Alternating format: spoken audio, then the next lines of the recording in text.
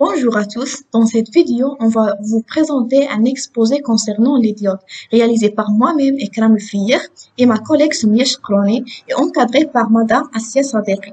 Alors, dans cette présentation, on va voir une généralité sur les diodes et son fonctionnement interne, et puis on va voir les 4 modèles électriques de la diode.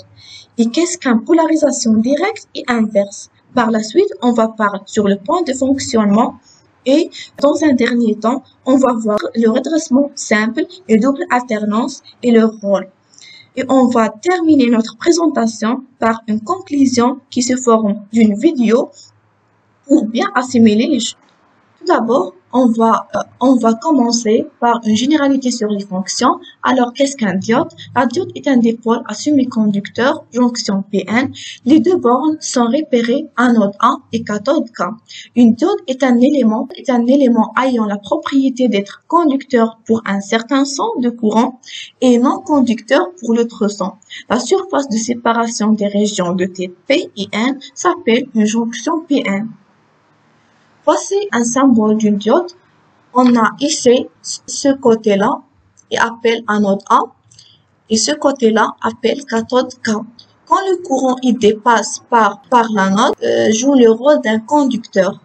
Et quand il passe par le sens inverse, c'est-à-dire par le cathode vers l'anode, la diode joue le rôle d'un non-conducteur, c'est-à-dire l'inverse.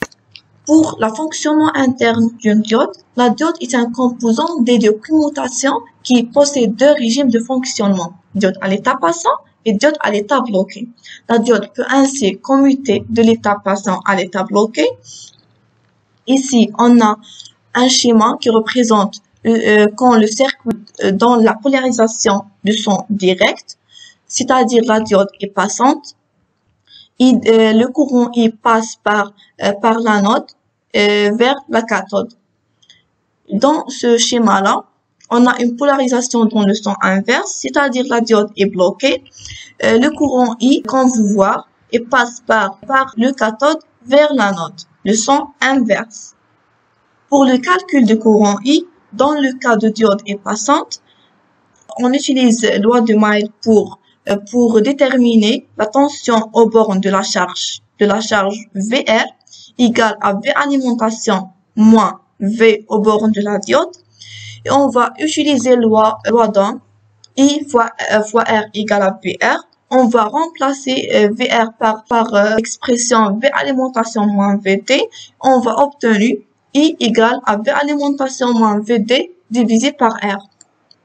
Dans l'état de diode est bloqué, la diode est en polarisation inverse, aucun courant I ne circule. Alors, I égale à 0 ampère. Pour le modèle électrique de la diode, les caractéristiques de VD en fonction de ID, le tableau page suivante qui explique ces 4 caractéristiques montre 4 caractéristiques de VD en fonction de ID qui sont caractéristiques réelles, caractéristiques semi-réelles, caractéristiques classiques et caractéristiques idéales. D'abord que j'explique ces modèles-là, je veux citer une remarque. Alors, suivant l'étude que l'on veut mener, on prendra l'une ou l'autre de ces caractéristiques-là. En règle générale, la caractéristique classique est la plus souvent utilisée pour effectuer des calculs. La caractéristique idéale s'utilise plutôt pour analyser un fonctionnement.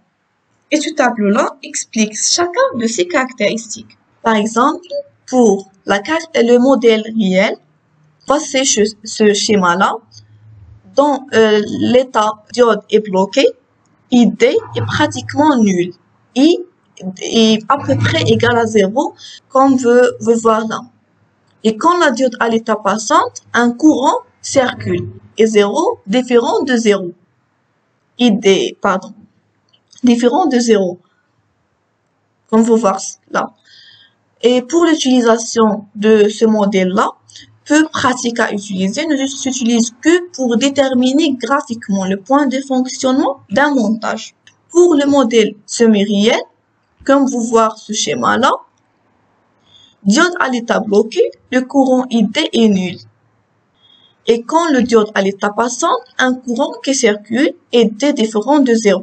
Voici un schéma équivalent de ce modèle de diode, VD égale à V seuil plus RD fois ID. RD est la résistance dynamique. Le courant ID passe par l'anode vers la cathode et voici la tension VD. L'utilisation pour l'étude dynamique de les petits signaux. Pour le modèle classique, dans l'état bloqué, le courant ID est nul et D égale à peu près 0 ou égal à 0. Pour la diode à l'état passante, un courant circule et D différent de 0, comme vous voyez là. Pour le schéma équivalent, diode passante, VD égale à peu près V seuil. Le courant ID passe par l'anode vers le cathode et la tension dans le sens inverse du courant. V seuil, c'est la tension de seuil de la diode qui est égale à peu près 0,6 volts. On utilise ce modèle classique afin de calculer de façon simple les courants et les tensions dans une maille, comme je le dis dans la remarque.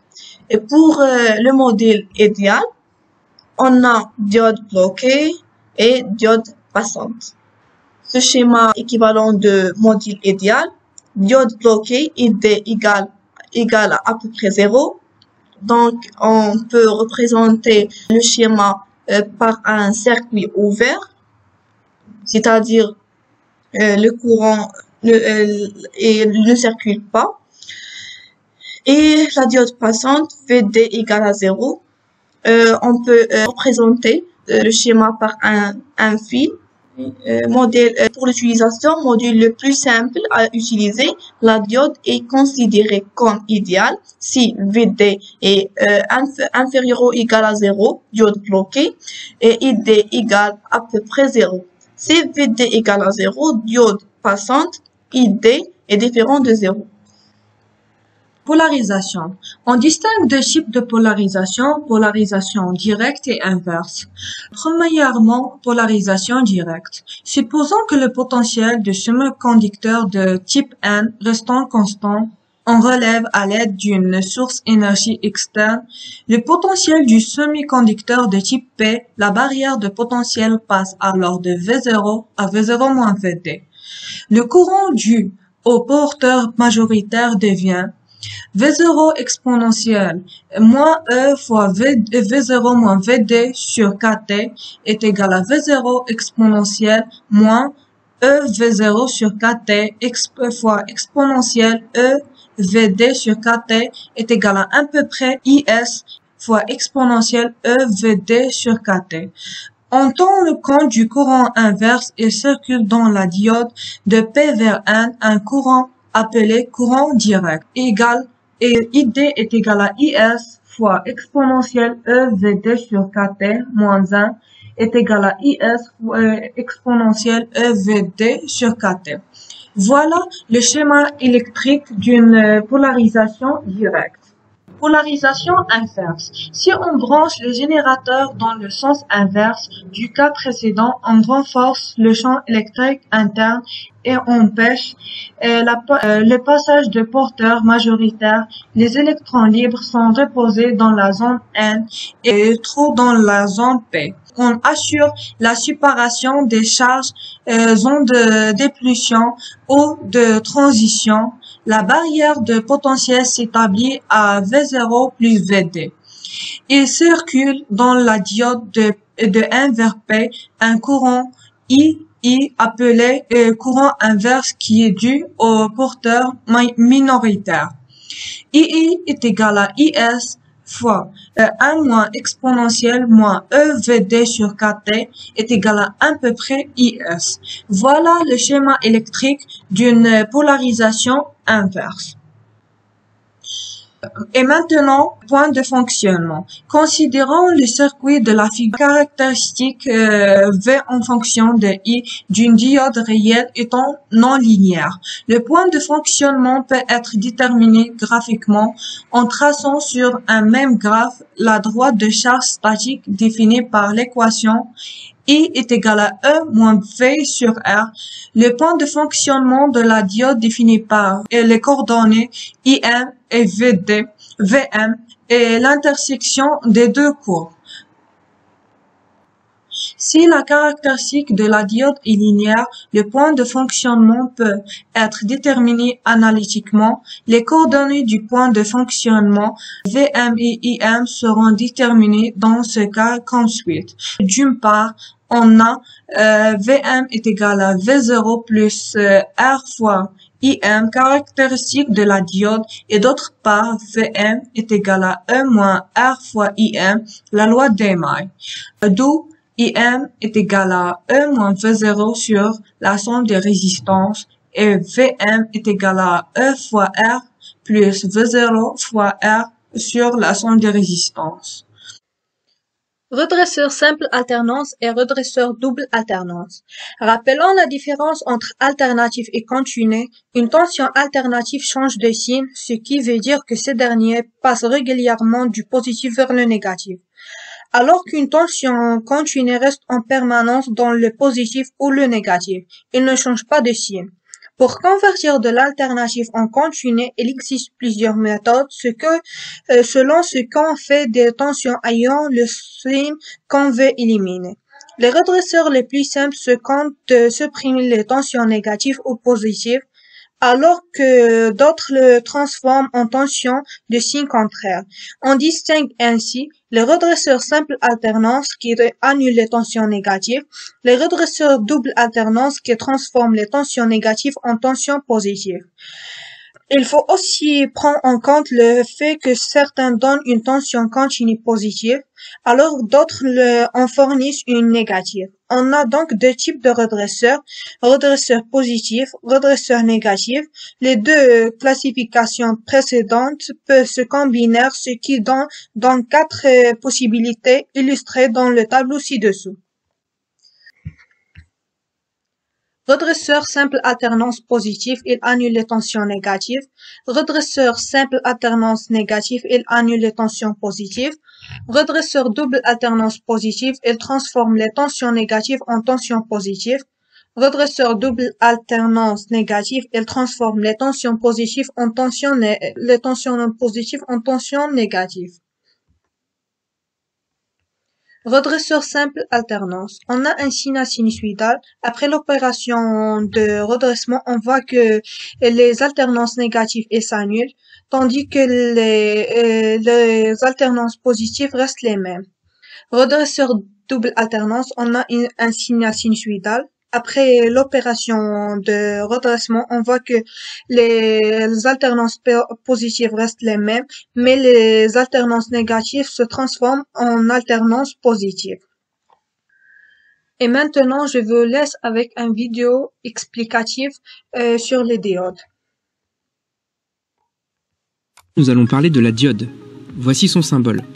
Sa particularité est de laisser passer le courant uniquement dans un seul sens, dit direct. L'autre étant le sens indirect. Un peu comme un tuyau avec un clapet qui peut s'ouvrir uniquement que dans un seul sens.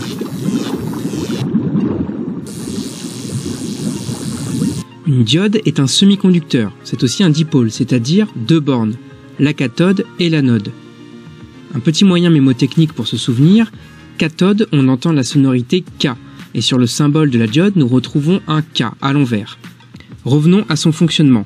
Pour que le courant puisse circuler que dans un seul sens, la diode est composée de deux parties. Elle a subi ce que l'on appelle un dopage. Pour expliquer ceci, schématisons un petit peu. Prenons un atome avec ses électrons. Je précise que ceci est très grossièrement représenté. Donc la diode a un côté dopé positivement, donc avec un manque d'électrons, et de l'autre négativement avec un surplus d'électrons.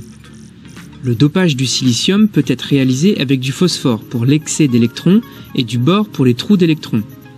Ainsi, le courant circule que dans un seul sens, car le surplus d'électrons cherchera à combler le manque d'électrons et non l'inverse. Pour une illustration plus détaillée, je vous conseille notre vidéo sur les panneaux solaires qui utilise ce principe de dopage. La diode possède donc deux états, un état dit passant et l'autre dit bloqué. La diode passera d'un état à l'autre suivant le sens du courant et aussi suivant la tension à ses bornes. Celle-ci doit dépasser un certain seuil afin que le courant puisse circuler. Prenons l'exemple d'une diode avec un seuil de 0,7 volts. Tant que cette tension n'est pas atteinte, la diode reste bloquante. Par un montage appelé pont de diode, il est possible de redresser un courant alternatif. Voici le schéma. Si nous appliquons en entrée une tension ou un courant alternatif, nous avons en sortie un signal redressé et positif. Du coup, dans cette polarisation-là, voici le parcours du courant. Et inversement. Nous voyons que les alternances positives restent positives, et les alternances négatives deviennent positives. Nous avons un montage de redressement double alternance. Voyons d'autres types de diodes. Nous avons par exemple la diode Zener. Elle est conçue pour laisser passer le courant également dans le sens inverse, mais uniquement quand la tension à ces bornes dépasse son seuil d'effet d'avalanche. L'effet d'avalanche est le phénomène qui se produit lorsque le champ électrique devient trop important. Il accélère les électrons libres au point que lors d'une collision avec un atome, celui-ci va libérer à son tour des électrons qui percuteront d'autres atomes, etc., donc provoquant un effet d'avalanche. Nous avons également la diode de suppression de tension transitoire. Cette diode utilise aussi l'effet d'avalanche, mais dans le but de servir de limiteur de tension, et donc de protection des circuits en tension. Il existe les diodes Schottky, qui ont un seuil de tension directe très bas et un temps de commutation très rapide, idéal pour les hyperfréquences. Et bien sûr, nous avons la LED, ou la diode électroluminescente, qui produit un rayon lumineux à partir de l'énergie électrique qui la traverse. Mais pour plus d'informations, nous avons sorti 2 vidéos au début de la chaîne à ce sujet. Voilà, c'est la fin de notre présentation. Merci pour votre attention.